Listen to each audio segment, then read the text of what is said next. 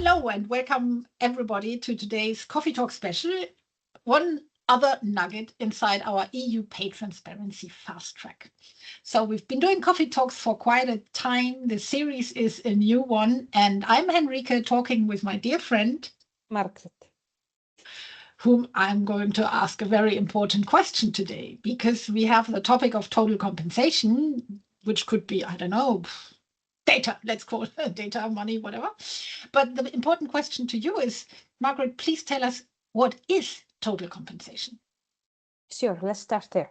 So total compensation is the entire compensation package, right? So we often think about compensation as our base pay and maybe fixed fixed pay, overtime pay, short-term incentives, etc. Even long-term incentives are sometimes in there, though we often think of that as total pay. But what is unique in the directive and what a lot of companies are now focusing on is that now in the directive, total compensation includes everything, and that everything includes your benefit. So the text in the directive is that total compensation is your basic pay or minimum wage and any other consideration, whether in cash or in kind. So that means benefits are in scope. So we can't set them aside, which maybe often we have. So, and then, okay, you might be thinking, okay, I need to start getting organized. There must be some really good guidelines. And unfortunately, there's very little central guidance yet because the details haven't been fully addressed by the member states. So some benefits, so when you think about your total benefit package, some benefits are actually explicitly referred in the directive. So for example, housing and food allowances, occupational pensions, etc. Those are definitely in scope. In practice, you might think of, other pensions, private medical insurance, paid leave, car benefits, cash allowances, etc. might all be in scope. Hopefully, and I think the expectation is that many of the small benefits will be excluded. Like if everybody gets a t-shirt, are we really going to be translating the monetary benefit of that t-shirt into our calculations? I would hope not. So, but the exact guidance is still missing. But that's what the conversation is about. And then the question is, okay, where do I start, right? So there's a lot of different challenges, right? So one is just the large number of benefits. So they might be managed in different systems, right? So then we need to think about, okay, how to get organized? How do I collect the information about all of these benefits? Another complication or challenge, I mean, nothing that we can't overcome, but sometimes the cost to the company of providing a benefit is not the same as the value of the benefit to the employee. And then what number do we use, right? So that's just one of the examples where there are not clear guidelines yet, right? So, and the way we approach that might differ by market, but let's worry about that when that happens, right? Yeah. So then, Actually, that's something that I always come up with, not taking you out of your role, but I think this is so important, especially with health insurance. I'm always getting that with people discussing and saying, but the health insurance cost is so different for different people. And if we would take that into account, we would open pay gaps where they are not. So the decision, is it fairer to say everybody is getting a health insurance, full stop, and that's the same?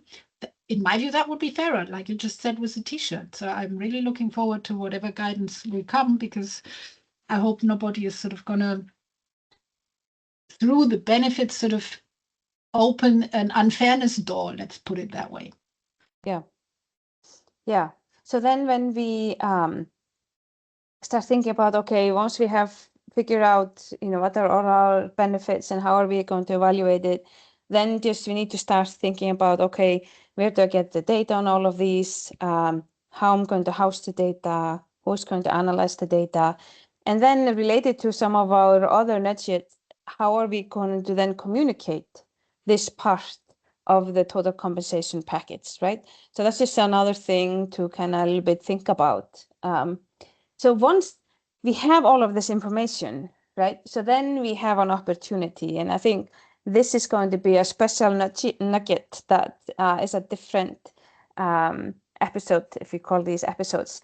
But then we can, once we collect the data, we can start asking really interesting questions, like which employee groups are using which benefits, are the benefits non-discriminatory? So that's just my teaser for our upcoming nugget on that. But once you have the data, you can start thinking about benefits in a broader sense. So so I think that's where we are at. So then maybe if I round everything up with what can companies do right now, knowing that this is coming? One thing is just to start. So start, creating a catalog of all of your benefits, and then monitor the local legislation and regulations that come out, right? That is going to guide, or hopefully provide a guide, how we are going to evaluate and what we can leave out and what we need to keep in. And then review your plans, just make sure that everything is documented, understand your plans and the individual benefits. And then I'm going to fast track over, then you have this opportunity to think about, okay, how might my benefits affect my pay equity, but and are they fair? But I'm going to leave all of those questions to you. And then I think, we can start even today to think about, okay, then how do we start creating transparency around the benefits? How are we going to communicate it, etc.? Yeah, that's an interesting question. All this about the whole thing about total compensation, but especially how do you define if a benefit is fair? Yeah, that's the cliffhanger of today. Oh God, this is going to be so interesting to see also. I mean, I've seen it already a little bit some time ago when companies start to actually drop benefits before even the EU directive now that came, but start to drop benefits because they see, okay, if you monitor a benefit and find out certain group is taking it and all others are not, and do you really want this? Is it really, why have you gotten this benefit? Who implemented it at the first time and for what reason? And who is it going to be for? And then you suddenly start to drop benefits. So even though I know from companies that have more than 70 benefits, there are others that are starting to drop. So here we go. Great one. Thank you so almost much. like a benefit cleanup. Yeah. I mean, one option is to drop it. Another thing would be to ask, okay, what other types of benefits would benefit these other groups that are not taking advantage of what we're offering, right? So that's the other side of the coin. Yeah, absolutely. Absolutely. Cool. Let's see what benefits we see out there.